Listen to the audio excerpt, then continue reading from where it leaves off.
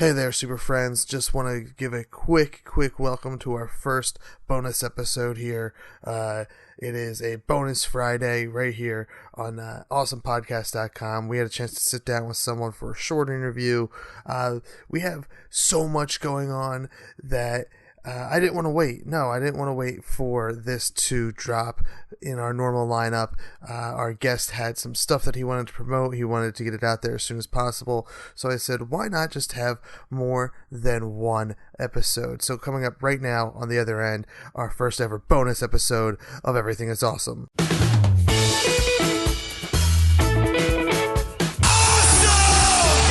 Awesome. Just tell people they're awesome and mean it. Awesome. Did you have an awesome time? Did you drink awesome shooters and listen to awesome music and then just sit around and soak up each other's awesomeness? Awesome. That was awesome. You guys are awesome. No, you're awesome. No, you are awesome. Sir, you are awesome. Seriously. Awesome. Everything is awesome. Welcome to this week's edition of Everything is Awesome, and this is the show where we sit down and talk to awesome people about awesome things. This week I have a guest that wears many different hats. He's a serial entrepreneur. He is a hip-hop artist. He is a life coach, professional life coach. There's a difference there, and we'll talk about that in just a moment. Actor, motivational speaker. He is a world traveler. He runs many different things, as we just said. CorePreme.com, his rap persona. MCB Life Coaching is where you can go and find out more about his life coaching services. SIMediaservices.com is where you can go and find out where you can get t-shirts printed and CDs printed and any other kind of media service you may have. Without burying the lead, let's get right to it. Please welcome to the show this week, Michael Baugh. Please tell the people a little bit about yourself. It's Michael Corey Baugh. I'm a serial entrepreneur by trade. I actually went to school and got my entrepreneurship degree in accounting, public relations, and marketing, and I'm working on my master's degree in organizational management.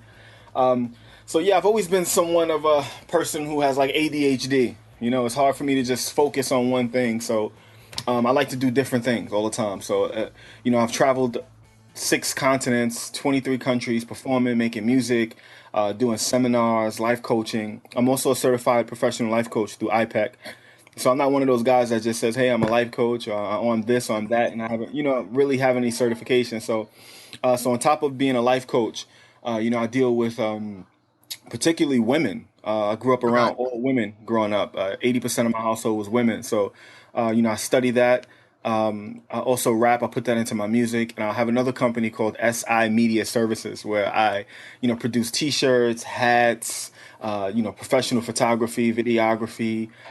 So, it depends on any day of the week, depending on what's more important or what's the higher preference of that day. I have to get into that role.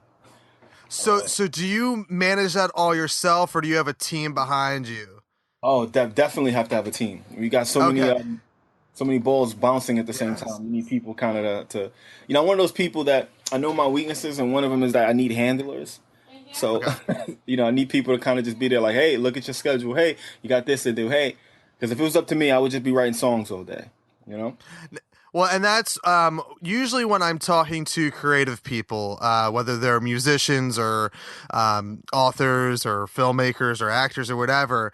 That's all a very similar trait, whereas all they want to do is their craft, and but some of them and musicians typically are the ones that wear many different hats. They're a marketer, they're a business manager, they're a booker, because they usually, especially in the indie scene, do everything themselves, or maybe like between them and their bandmates. Right. So it's nice to hear that you have help, because there's not a lot of musicians out there that have that. Yeah, I do. I'm blessed. I have very close circle of friends, and we all have similar interests. Okay. So I definitely have people working with me, working for me, and yeah. Now, when you travel, is it do you try to book because you say when you travel doing music or some speaking arrangements, do you try to like kind of book both at the same time, like do a mix of like a tour and a mix of speaking events? Yeah, I, that's kind of. I started making music because I wanted to say something. I wanted to speak about social injustice. I want to talk about just important issues to me. Every day, I try to look over the list of world issues, and I just try to have an understanding of what's going on in the world. So I started making my music that way. But then I realized that you only have 3 minutes, to get a message across. Even when I act, when I do movies or I do like off Broadway shows, it's so much more expressive. So I enjoy it more. So my first love was music. Mhm. Acting was something that just kind of stumbled on. It was really become my love, believe it or not, because you Oh, get to. I got used to doing a 3 minute songs trying to convey this message, and then when you can get into character, you have hours. You have time to yeah. actually share it. And then with the life coaching, it just was an extension of both. It was an opportunity for me to learn from the acting, how to prepare to get on stage, and how to be aware of my surroundings at the same time, say how I feel. So definitely when I do a performance, one of the first things I do if I'm booked for a rap show, I spend a few minutes just talking. And then I go right into the show, and then I stop, and then I talk about something in life coaching. The same thing if I'm booked exclusively for a life coaching or motivational speaking thing. I'll put on a song or two that's really inspirational, and then I'll get right into it. So they're interchangeable. So when you're out at speaking events, you said that you do a lot of work when it comes to the female gender. What are your speaking events? What are they about exactly? Usually when I'm talking to women, it's about just being a second class citizen. I mean, we're both guys, and I'm assuming that we both find women attractive. Uh, Yes. okay, so it's harder to be a woman, I believe, in Yes. society. I mean, it may be a little Totally. easier now, Hmm. but it's a lot to keep up with. It's this. I have to dress this way. I have to act this way. So growing up in a household full of women, I learned just the emotional baggage that comes along with having to be a mother and then having to be a Yeah. wife and then having so what a lot of times I find myself talking to crowds. It's about insecurity. It's about building confidence. One out of every three women in America, I think one out of three or four were molested or sexually Oh, assaulted. that's And crazy. yeah, believe it or not, guys, it's even worse. It's the same numbers. Oh, So it's wow. not just women. Yeah. Yeah. So that's what I found myself usually talking about.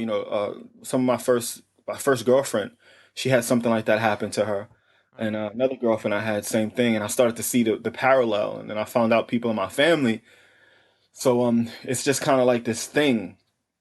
So what I do is I just try to build confidence. I take what I learned from IPEC, which is like one of the number one life coaching schools in the world, Mhm. and just try to identify where their energy is, what's going on subconsciously. Because people walk around, man, and they're typically completely unaware of their subconscious. They're just consciously visual. They see what's going on. They feel the weather, but they're not aware of what's playing on in their head over and over and over again. So yeah, it's usually insecurity. It's confidence building type conversation, and just helping them to see the better version of themselves. That's great because there is. I'm a father, so I have a little boy and then a younger daughter, and I've been on the mentality that we're all the same. We're men, women, whatever.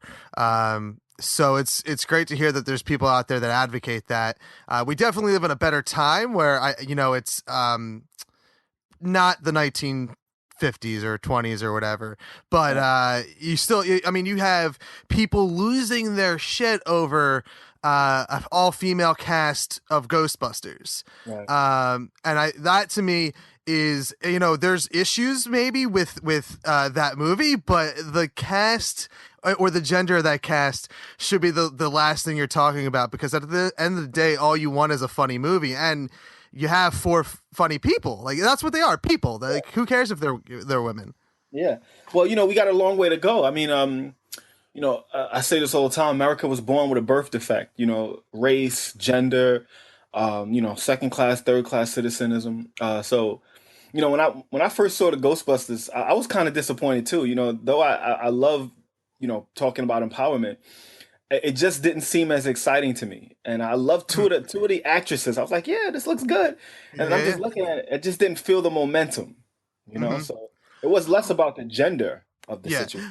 But, You know what? That the problem with I think the casting of that movie is, and it's not because they're women. It's right, because we're in the year 2016, and they're still playing up the role of three white smart people, and then one black person yeah, who has a subpar job yeah, or needs a job. And yeah, to me, that like is utterly ridiculous in 2016. Like, there's such a way that you could craft that story, or at least the members of that team, where you can have there's more than two races in the world now, and it always has been, but you can change that up, mix it up so much more, and not do, I don't know. It's very, I guess, stereotypical and a very old world mentality, I yeah. think.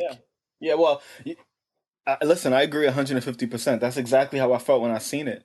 It's always the same. It's the predictive programming. You know, it's like when you watch a movie, you always know how it ends. You know, Hmm. so your brain is on like sleep mode. If you watch 100 movies and at the end of 100 movies, the guy gets the girl and the bad guy dies. Before you get to the movie theater, you know how it ends. Hmm. So the second they switch it up or change it up, something happens, subconsciously. You're like, what the hell just happened? And so, it's predictive programming. It's like a lot of Hollywood is just, hey, this is what it is. We're not going to change it up. We keep you thinking the same way. Things will stay the same. You won't change. And it just kind of rocks you to sleep, you know? Yeah. Staying with the Hollywood theme, how do you, now that you're into acting, and you mentioned that's kind of your passion now, or what you love the most, Yeah, it is.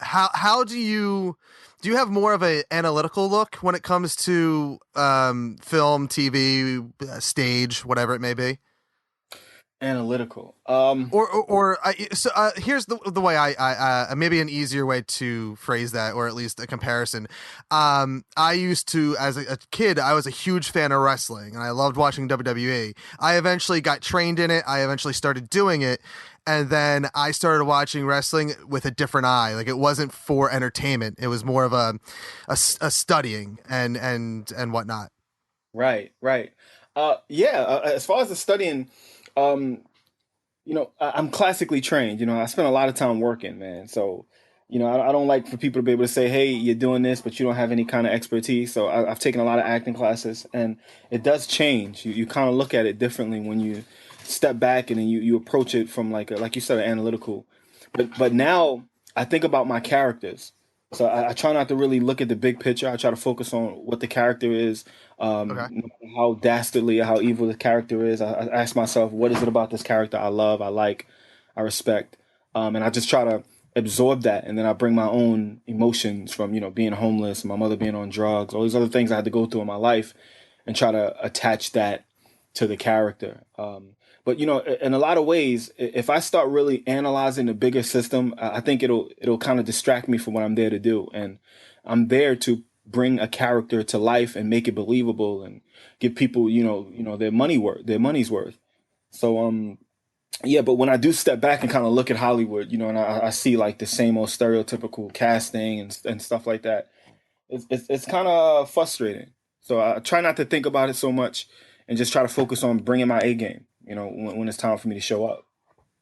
And you know what? I've talked to a handful of actors and people in Hollywood, and it seems like the really good people, the really not just like good at their craft, but like just the genuinely good people, tend to have that mindset where they're like, obviously the story itself is important to them, but crafting that character is just as important, and thinking of the real world stuff.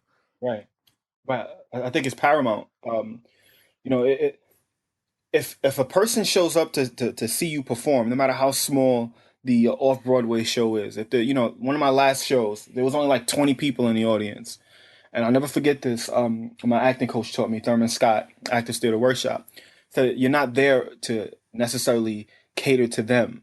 You're there to look at the other actor that's in the same scene with you and bring it, and make them match you on that level. So, yeah, to me, it's definitely about just bringing the show, not really getting too mixed up with the politics.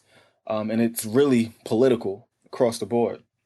But it's something I love to do, so it's not hard for me to just kind of show up, you know. So out of all these places, I want to go back to your traveling a little bit. Out of all the places you've been to, what would you say is your favorite location that you've toured or been to visit? Wow, I've had that question a few times, and it's always like, when you say favorite, what do you mean? Like favorite to vacation, favorite to perform, Uh, favorite So, hang out? so I'll put it this way, because I used to travel for work myself, and my favorite, and definitely not worldly like you, but within the states, one of my favorite places is Tampa. It's just a beautiful place to look at. I went there for work. I don't even know. I guess it's a place that you could find yourself maybe retiring at, like somewhere that's just so beautiful that you could spend the rest of your life there. Wow, wow. There's been so many places. I've literally been to like 30 states of multiple times and over 20 something countries and all these different places. But I guess right away, one of the first places that stood out to me was South Africa, Oh wow. Cape Town. I was astonished at how beautiful it was. But we have these stereotypes of what Africa looks like, and I know I did in my head. Yeah. And then I went there and I was like, "What the? This is gorgeous." I loved Seattle too. Like I went to Seattle in the States, and I was Mhm. just blown away with just the level of just beauty. San Francisco is a place I loved. Brazil. So I would say my favorite place. I don't, it's really difficult, but I was I'm either sure it is. yeah, South Africa or Switzerland was really nice too. Oh, That's easy. I've heard Switzerland is just amazing, like the scenery. You have no idea.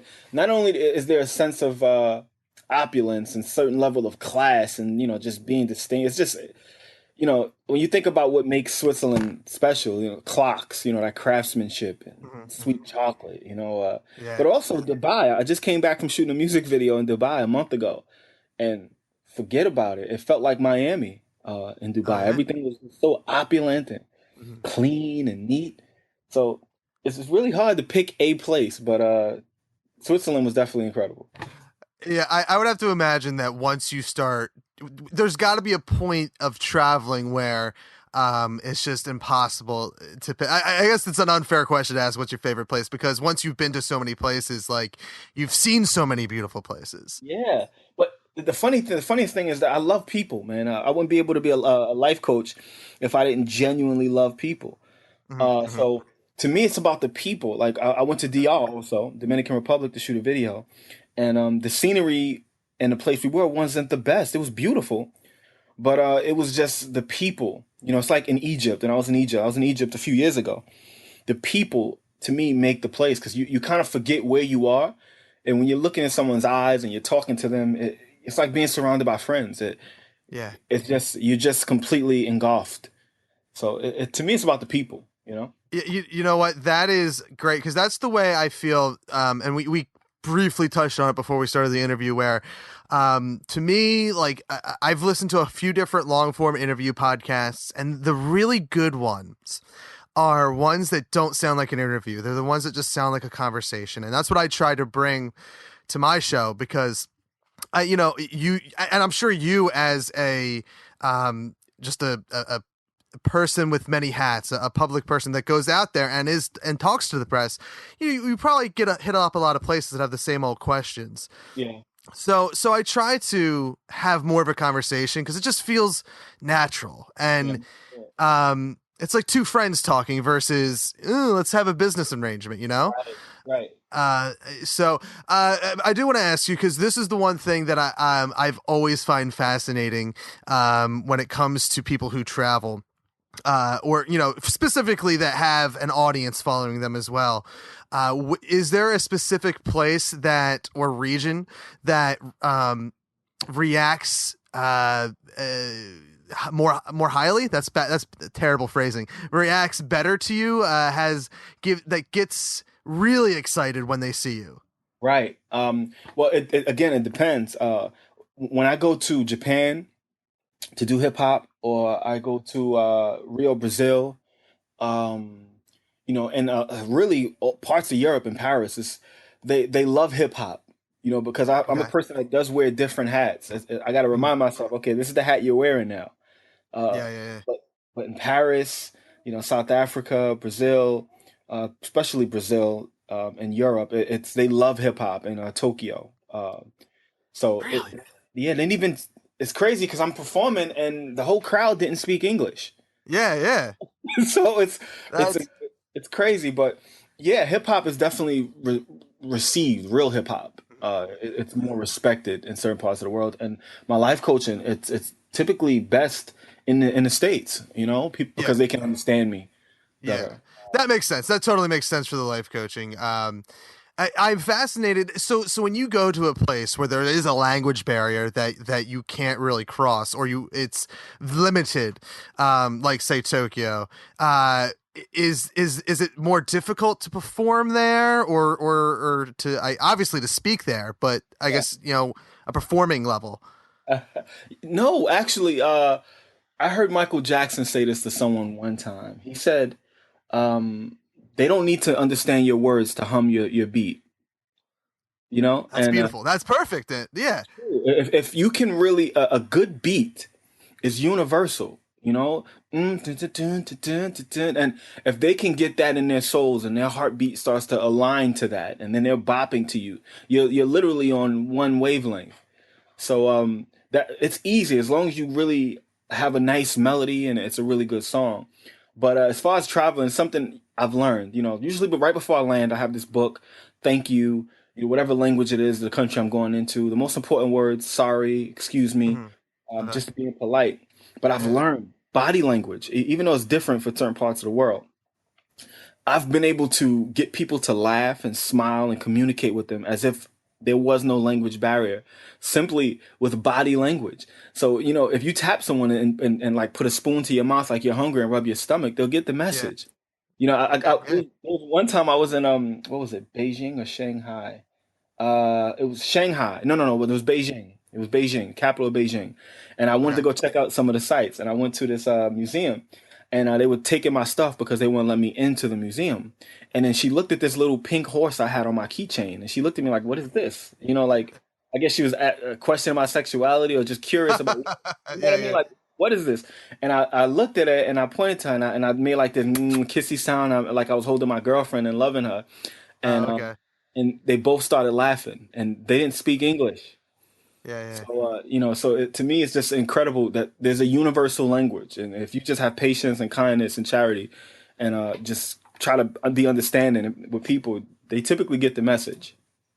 Yeah, that's something that I try to do myself, pass on to my children, that basically be polite and kind, and like don't worry about anything else. The life will treat you well, and people around you will treat you well if you follow those kind of those couple credos. True. I fully agree. I fully agree. As we close out down this interview in just a couple moments here, we're going to be playing a song from Michael here, who goes under core. I'm gonna pronounce this wrong. I'm so Preem. bad. Core Core Preme. Preme. There you go. Okay, Preem. You got Preme. Perfect. I nailed one of them. It's it. Hey Mami, T Necesito. Oh, did I butcher Correct. that? Yeah, no, you got it right. Te necesito. Oh It's God. like a reggaeton track. It's English mixed with Spanish. It's the one video and song I wrote in Dominican Republic and recorded the video out there as well. Okay. It's I listened to it briefly before we hopped on this interview, and it's those type of songs. I'm more of a talk radio kind of guy, so but I do love very good music, and this song is very good. I love when there is a language mix like this. I don't know what it is. It's maybe it's because it just makes it sound exotic. There's something that just it really makes me smile when I listen to a song like this. Right. Yeah. So before we play this song, though, Michael, please let's let everyone know again where they can find you on the internet, social media, your websites, and what those websites mean, because you do have a couple different hats. Yeah, I do, definitely. As far as the rapper, as far as songwriter, producer, you can find that at Core Preme, which is CorePreme.com. As far as life coaching, That's mcblifecoaching.com, mcblifecoaching.com. And as far as Staten Island Media Services, which is a company where we make T-shirts, do professional photography, videography, audio production, professional CDs, DVDs, duplications, covers, and everything. You can find that at simediaservices.com. That's MEDIA services, SERVICES.com, SI. So, yeah. And a quick question about your Staten Island media services. Is that strictly Staten Island, or are you open to worldwide or nationwide at least? Yeah, definitely open to worldwide, nationwide. The internet is everywhere. But I'm from Staten Island, so I live now, and it's a perfect place where I can record my music and do my own photography, work with people locally. But if someone's interested, absolutely, we can ship anywhere in the world. Very cool. Michael, thank you for doing the show. This was a lot of fun. I heard little tidbits here and there that I think would love to get into the next time you have something to promote. I'd love to have you on for like a full 60-minute interview. And we just go all in on the show like we normally do. Okay. I'm with it, man. I'm Great. So you've been listening to Everything is Awesome right here on awesomepodcast.com. And to round out the show, we're going to be listening to Michael's song as Core Preme. It is called, you can see me drawing it out as I pull it up again because my phone is a piece of crap. Hey, Mami, Tina Sasito. It is a great song. Thanks for listening. Michael, thanks for being on the show. Thank you for your time. I appreciate you having me. What up, DR? Street superstar. Moving fast like a car. Hey, mommy, I want you. You got what I need. I like you. I want you to come home with me. Hey, mommy, I want you. You got what I need. I like you. I want you to come home with me. Mami, te necesito. When I'm not around. Mami, te necesito. When I'm not around. Mami, te necesito. Porque tú tienes lo que quiero. Porque tú tienes lo que quiero. Porque tú tienes lo que quiero. Porque tú tienes lo que quiero. When I'm not around. Yeah. Goddamn. Skin chocolate, way beyond milky. No blemishes, skin feels silky. Eyes chocolate, darker than the night sky. Lips tasty, something like an apple pie. She had me at the word high. I was like, damn, shorty looking so fly. I tell you no lie, I was hypnotized. I think she do voodoo, she playing with my mind. Or maybe I'm a Jedi, maybe I'm a Vader. Maybe she's a gold digger looking for my paper. Or maybe I'm paranoid and she the real deal.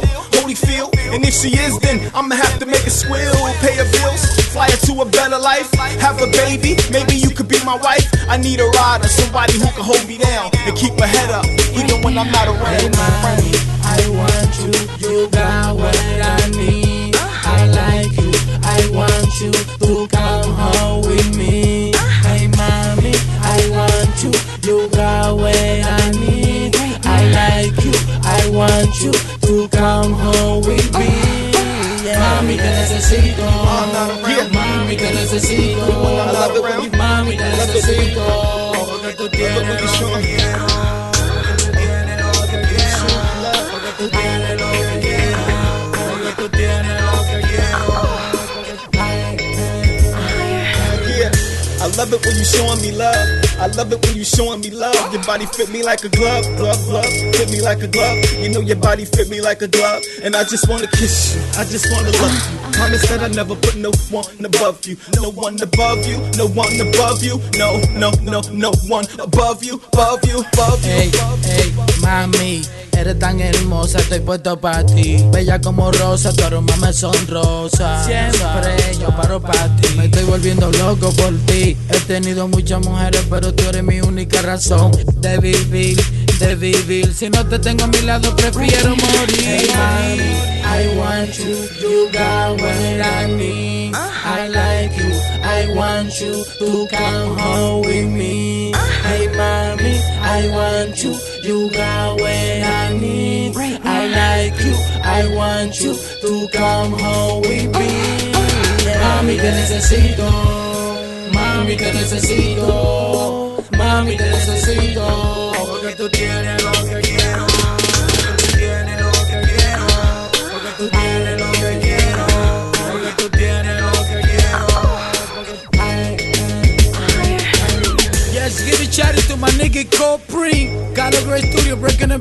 Cantiveri. You know we do that loud. Say no more, baby. That's why you thought about we ain't gonna make it. Sit down watching the channel, son. You got it. Carlos Cray Producción.